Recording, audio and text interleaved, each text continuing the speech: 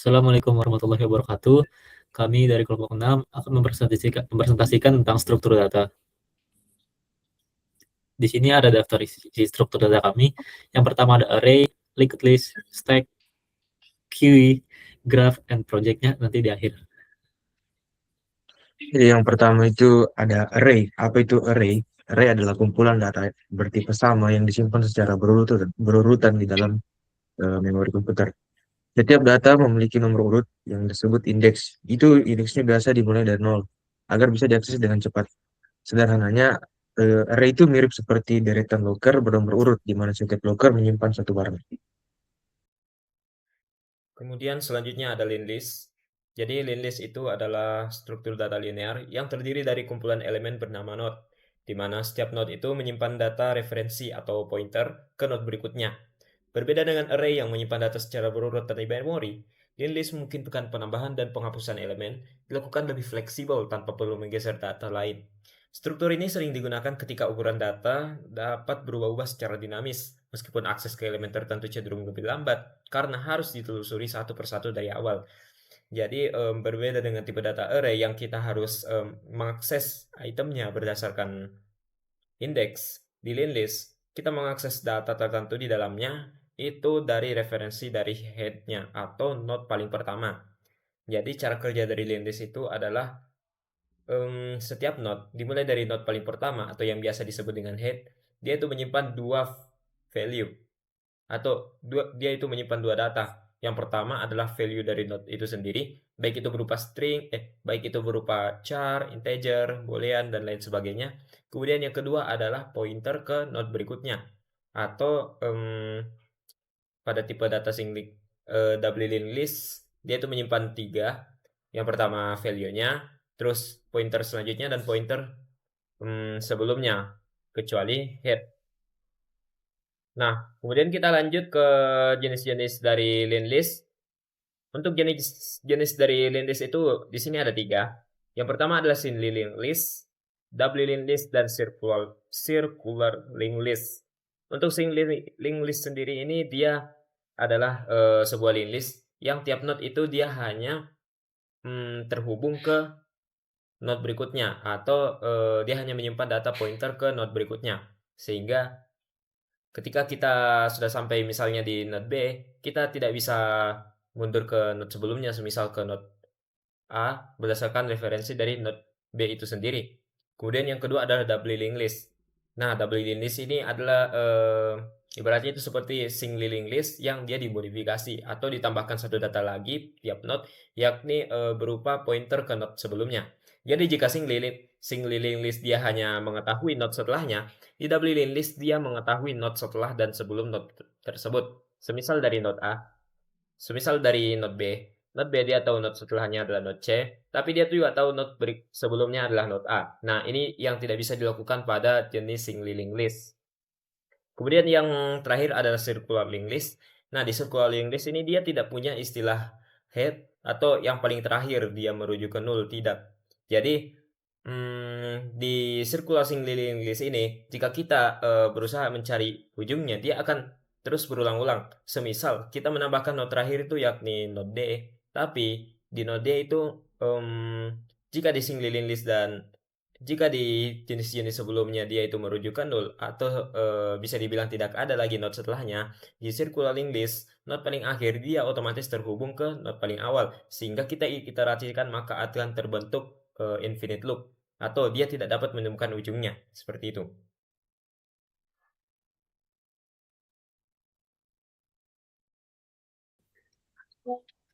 Lalu pada selanjutnya ada stack. Stack merupakan salah satu struktur data yang menggunakan prinsip LIFO atau last in first out. Artinya data yang terakhir dimasukkan adalah data yang pertama kali dikeluarkan. Konsep ini dapat dianalogikan seperti tumpukan piring. Saat kita menambah piring di atas, kita meletakkannya di bagian paling atas. Begitu juga kita mengambil piring, kita juga akan mengambil yang bagian paling atasnya. Stack memiliki tiga operasi utama, yaitu ada push, proses menambahkan data baru ke posisi paling atas. Lalu ada pop, proses mengambil atau menghapus data yang berada di paling atas. Lalu ada ketiga atau pick atau seek, yaitu melihat data yang berada di posisi paling atas tanpa menghapusnya.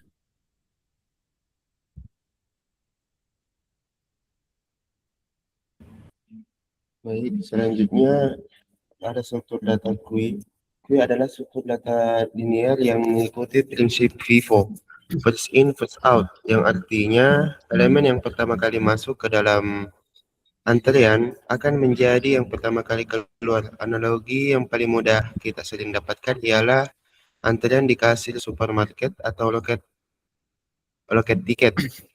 Siapa yang datang duluan, dialah yang dilayani duluan juga.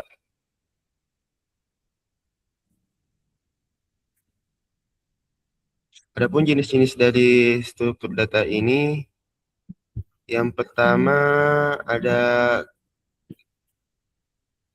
circular queue, sesuai namanya yang berarti melingkar. Bayangkan struktur ini seperti cincin. Pada queue biasa, kalau data di depan sudah dihapus, ruang kosong di depannya seringkali terbuang sia-sia kecuali kita menggeser semua data. Kemudian jenis yang kedua ialah priority queue. Berbeda dengan antrian biasa yang kaku pada aturan siapa yang datang pertama, dia dilayani pertama. Priority queue memberikan nilai prioritas pada setiap elemennya. Elemen yang memiliki prioritas paling tinggi akan dikeluarkan dan diproses lebih dulu. Tidak peduli apakah dia datang belakangan. Kemudian jenis yang terakhir ialah DQ atau double end queue. Jenis ketiga ini ialah kalau antrian biasa itu pintunya cuma ada 2, masuk dari belakang, keluar dari depan. DQ ini jauh lebih fleksibel. Penambahan elemen maupun penghapusan elemen bisa dilakukan dari kedua ujungnya, baik dari depan maupun dari belakang. Kemudian ada data struktur graph. Graph adalah salah satu data struktur non-linear yang digunakan untuk merepresentasikan hubungan antar berbagai entitas atau data. Contohnya itu A berhubungan dengan B, terus B berhubungan dengan C, dan D berhubungan dengan A. Di graph ini ada istilah yang bernama nodes atau vertices, yang berarti itu sebuah anak atau sebuah titik, terus yang ada istilah edge atau sisi. Ini menandakan hubungan dari dua nodes. Kemudian ada jenis-jenis graph. Yang pertama itu berdasarkan arah.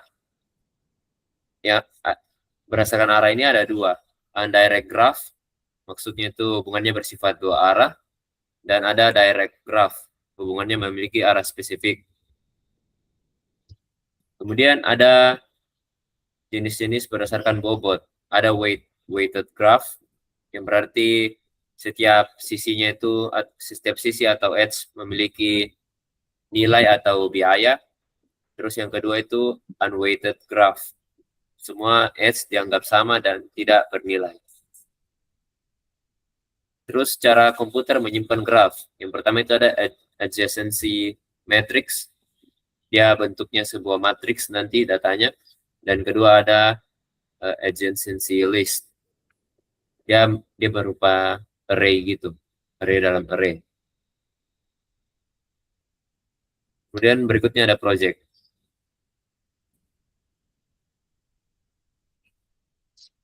Untuk masalah yang kami angkat yang kami angkat di sini yang terjadi di klinik bersama, saat ini klinik tersebut masih menggunakan sistem antrian manual dengan metode first come first serve. Artinya, siapa yang datang duluan, dialah yang dilayani duluan, tanpa memedulikan kondisi medisnya. Akibatnya, pasien yang membutuhkan penanganan segera terpaksa menunggu terlalu lama.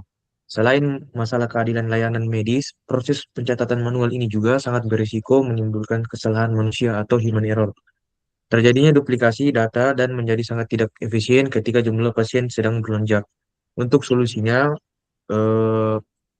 kami mengembangkan sebuah sistem manajemen antrian klinik berbasis prioritas. Sistem ini memanfaatkan struktur data priority queue yang mampu mengurutkan pasien secara otomatis berdasarkan tingkat urgensi medis mereka. Bukan lagi sekadar waktu kedatangan. Dengan implementasi teknologi ini, kami berharap proses pemanggilan pasien menjadi jauh lebih cepat, efisien, akurat, serta mampu membantu tenaga medis memberikan pelayanan yang optimal kepada mereka yang paling membutuhkan.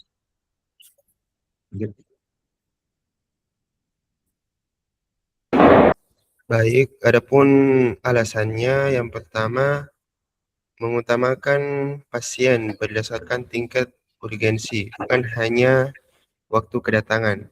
Alasan yang pertama dan menyesuaikan dengan kebutuhan di dunia medis, kalau kita pakai QI biasa, sistemnya adalah first in, first out.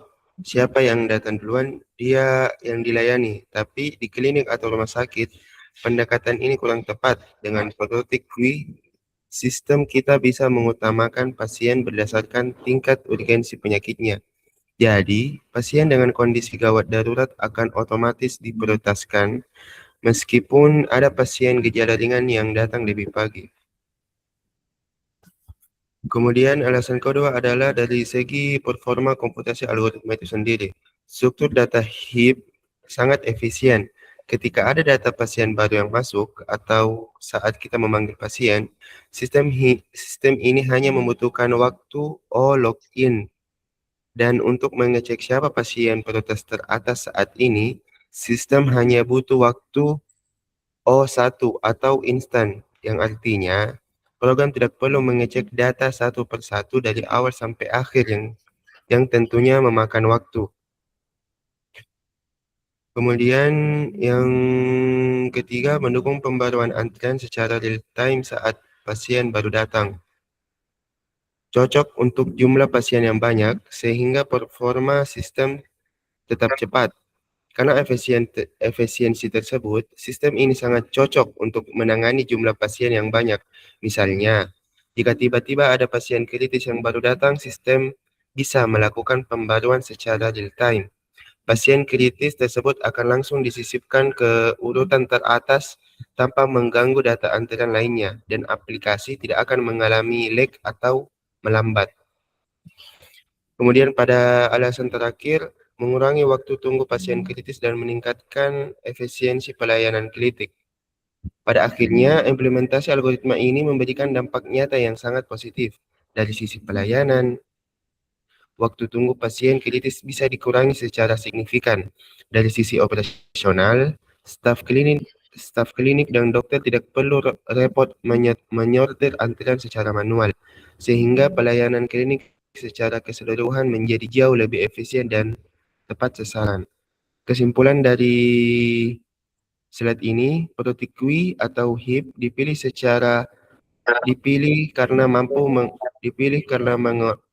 karena mampu mengelola antrian berdasarkan prioritas secara cepat dan efisien, sehingga pasien dengan kondisi paling mendesak selalu mendapatkan pelayanan terlebih dahulu.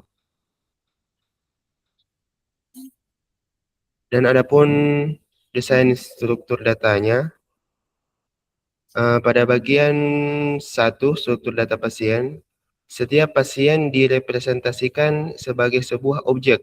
Komponen pentingnya ada 2, level prioritas yang dimana simbolnya adalah P, di mana angka 1 berarti gawat darurat atau paling diprioritaskan, dan angka 4 untuk pemeriksaan rutin. Kita menggunakan skala 1 sampai 4. Semakin kecil angkanya, semakin gawat kondisinya. Misalnya, P1 untuk gawat darurat dan P4 untuk kontrol rutin. Kedua adalah waktu atau simbol dari waktu itu W. Ini adalah time step atau nomor urut kedatangan. Kombinasi P dan W inilah yang akan menjadi penentu posisi pasien di dalam antrian. Kemudian yang kedua, pada blok kedua, secara fisik di dalam memori komputer, kita tidak menyimpan data ini dalam bentuk pohon, melainkan di dalam array satu dimensi. Satu hal teknis yang penting di sini, indeks ke-0 pada array sengaja kita kosongkan, dan data mulai diisi dari indeks ke-1. Mengapa demikian? Karena ini adalah trik komputasi agar rumus matematika untuk mencari posisi anak dan induk menjadi sangat sederhana dan dieksekusi lebih cepat oleh prosesor. Misalnya, jika sebuah data ada indeks I, maka anak kirinya pasti ada di indeks 2I dan anak kanannya di 2I plus 1. Kemudian pada blok nomor 3, secara logika, array tidak membentuk sebuah pohon biner, berjenis min-hep. Sifat utama min-hep ialah nilai terkecil harus selalu berada di akar karena P1 adalah kondisi paling gawat, maka pasien bernama Siti P1 otomatis menempati rot di indeks 1. Lalu bagaimana jika ada dua pasien dengan prioritas penyakit yang sama? Coba perhatikan pasien Rudi dan Tono yang sama-sama berstatus P2 yang warna kuning. Disinilah atribut W atau kita simbolkan sebagai atribut W atau yang dalam keterangannya adalah waktu, bertindak sebagai tiebreaker karena Rudi memiliki W1 datang lebih dulu dibandingkan Tony yang W4, maka Rudi ditempatkan di posisi yang lebih tinggi atau sebagai anak tiri. Ini menjamin asas keadilan first come, first serve tetap berlaku untuk pasien dengan tingkat penyakit yang sama. Dan adapun pada blok keempat, bagaimana sistem ini mengelola perubahan data? Ada 3 operasi utama.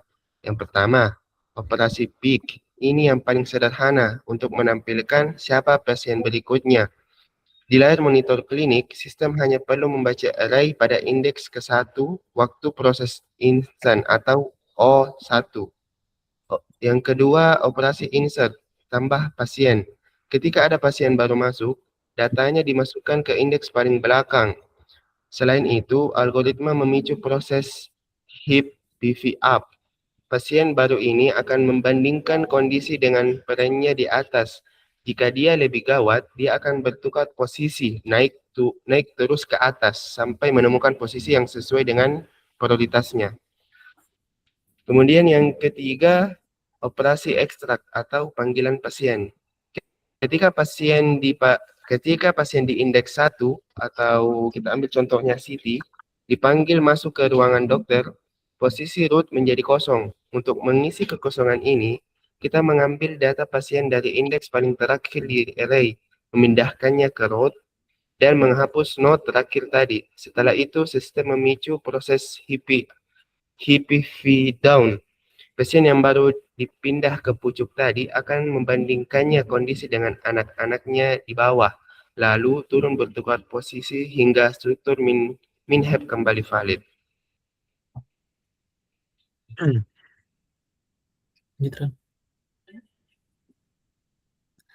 Lalu di slide ini ada pseudocode. Di sini pseudocode dari sistem manajemen antrean klinik yang menggunakan struktur data priority queue dengan metode binary min-hep. Yang pertama adalah struct pasien, yang menyimpan informasi setiap pasien, yaitu ID pasien, nama, level prioritas, dan waktu daftar. Level prioritas digunakan untuk menentukan urutan pelayanan, di mana semakin kecil nilainya, maka semakin tinggi prioritasnya. Sedangkan waktu daftar digunakan sebagai tiebreaker, yaitu untuk menentukan urutan jika terdapat 2 pasien dengan level prioritas yang sama. Di bawahnya terdapat struk antrian prioritas, yang terdiri dari heap sebagai tempat penyimpanan data pasien dan variabel ukuran untuk mengetahui jumlah pasien yang sedang berada di dalam antrian. Lalu selanjutnya pada bagian tengah terdapat fungsi tambah pasien. Fungsi ini digunakan ketika ada pasien baru yang mendaftar. Langkah pertama adalah menambahkan pasien ke posisi paling akhir pada heap.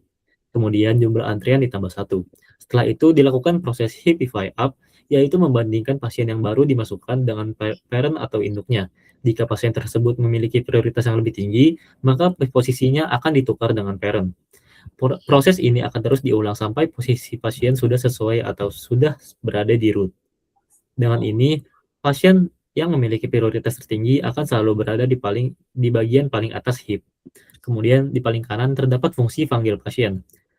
Saat dokter akan memanggil pasien, sistem akan langsung mengambil pasien yang berada di root, karena root selalu menyimpan pasien dengan prioritas tertinggi. Selanjutnya, elemen terakhir dipindahkan ke posisi root dan jumlah antrian dikurangi 1.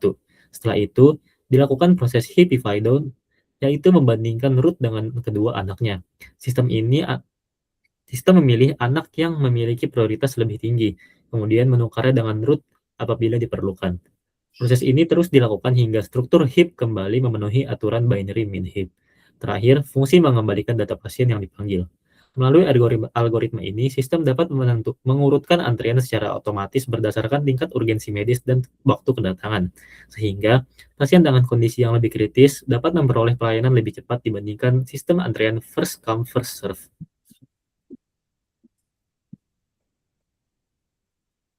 Selanjutnya itu ada codingannya.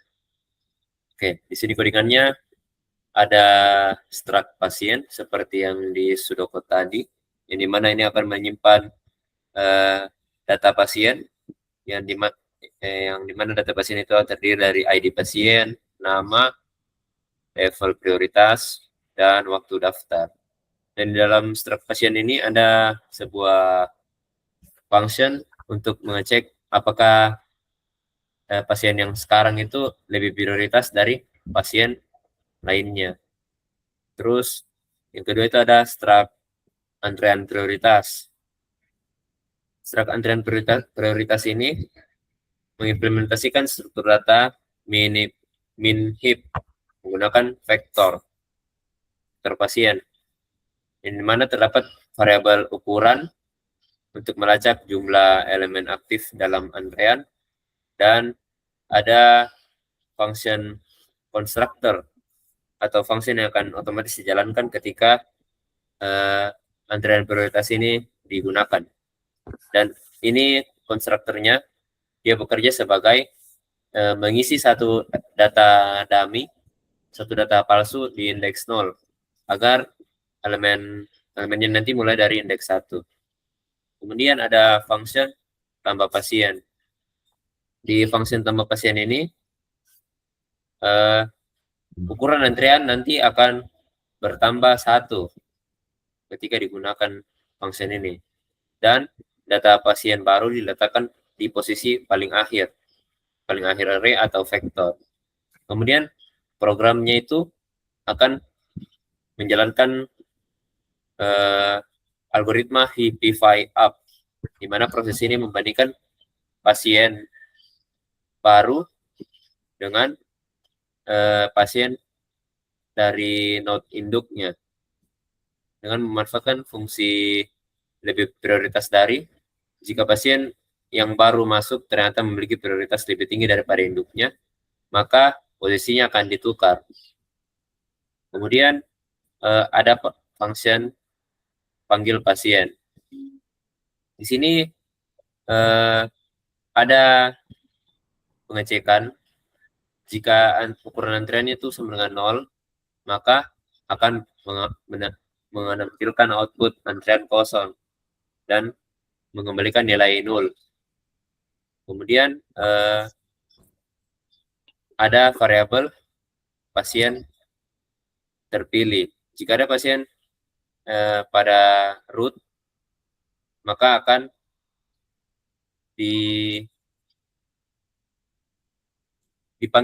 disalin secara dinamis menggunakan sintaks new agar bisa dikembalikan ke pemanggil function. Kemudian ada variabel index, yang dimana variabel index ini bernilai 1 untuk menambal posisi indeks 1 yang kosong. Elemen paling terakhir di heap dipindahkan ke elemen indeks 1, lalu variabel ukuran dikurangi. Gitu. Terus setelah itu program akan menjalankan algoritma Heapify Down untuk memindahkan node yang baru dipindahkan ke puncak. Kemudian membandingkannya terhadap anak kiri dan anak kanan. Program ini mencari siapa yang paling memiliki prioritas di antara ketiga node tersebut. Jika salah satu anak lebih prioritas daripada induknya, maka akan terjadi swap turun ke bawah. Proses ini berulang hingga struktur min heap kembali stabil dan valid. Kemudian ada function lihat berikutnya. Function ini hanya mengembalikan nilai pointer atau alamat yang merujuk pada elemen rootnya di indeks 1 tanpa menghapus atau mengubah isi antrean. ini berfungsi sekedar untuk mengintip siapa pasien dengan prioritas tertinggi saat ini. Kemudian ada function utamanya. Di sini function utamanya kita membuat variabel antrean dengan tipe data antrean prioritas untuk merepresentasikan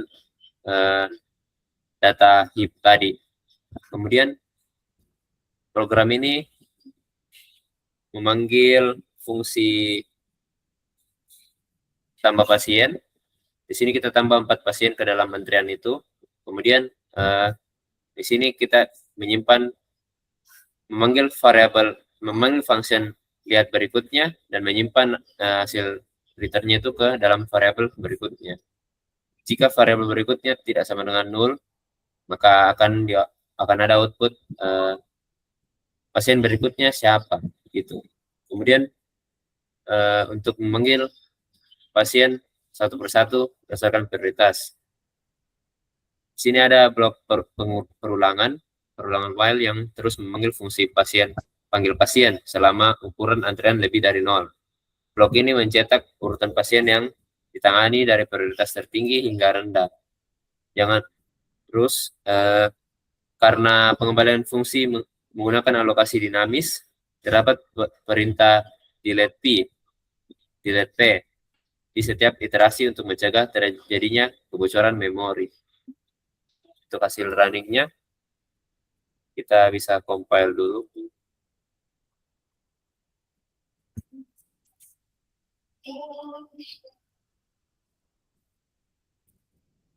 Kemudian kita run.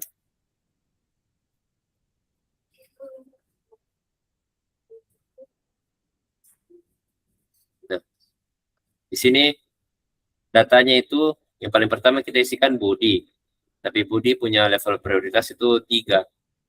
Sehingga body dipindahkan ke urutan ketiga. Dan juga untuk city kita kasih prioritas 1, gawat darurat. Jadi city dipindahkan ke paling pertama, terus Andi menjadi yang paling terakhir karena Andi lebih lama datang daripada Budi. Kemudian ada Dewi prioritas mendesak. Jadi dia dinaikkan juga ke sebelum Andi.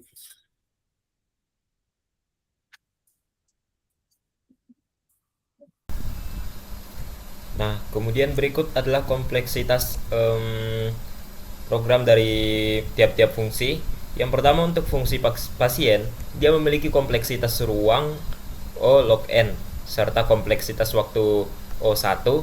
Kemudian untuk fungsi panggil pasien, dia memiliki kompleksitas ruang O log N juga dan kompleksitas waktu yang sama dengan tambah pasien yakni O1. Kemudian fungsi lihat berikutnya, dia memiliki kompleksitas ruang O1, namun memiliki kompleksitas waktu dia O1 juga. Kemudian untuk fungsi antrian prioritas, dia tidak memiliki kompleksitas ruang, tapi untuk kompleksitas waktunya dia ON atau linear. Sedangkan untuk fungsi lebih prioritas dari, dia memiliki kompleksitas ruang O1 dan kompleksitas waktu O1 juga.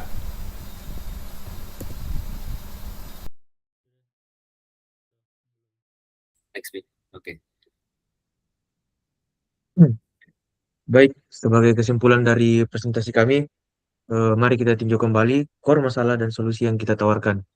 Kita tahu bahwa metode konvensional first come first serve dan pencatatan manual di klinik sehat bersama tidak lagi relevan untuk menangani pasien yang membutuhkan urgensi medis.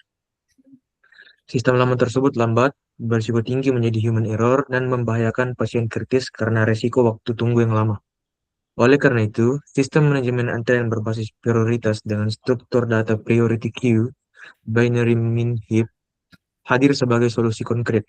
Sistem ini otomatis menyaring pasien berdasarkan tingkat keparahan medisnya, dan menariknya, jika ada pasien dengan tingkat urgensi yang sama, sistem akan menggunakan waktu kedatangan sebagai tiebreaker.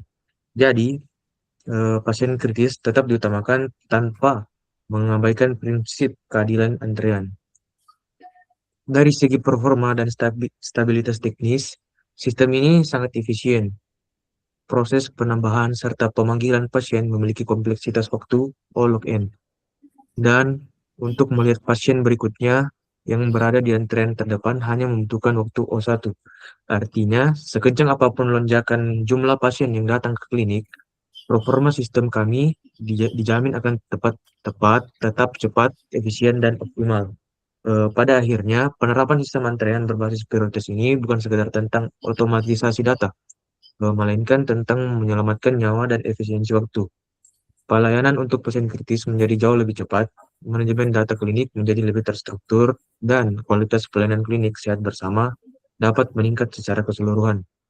Sekian presentasi dari kelompok kami. Terima kasih atas perhatiannya dan sekarang kami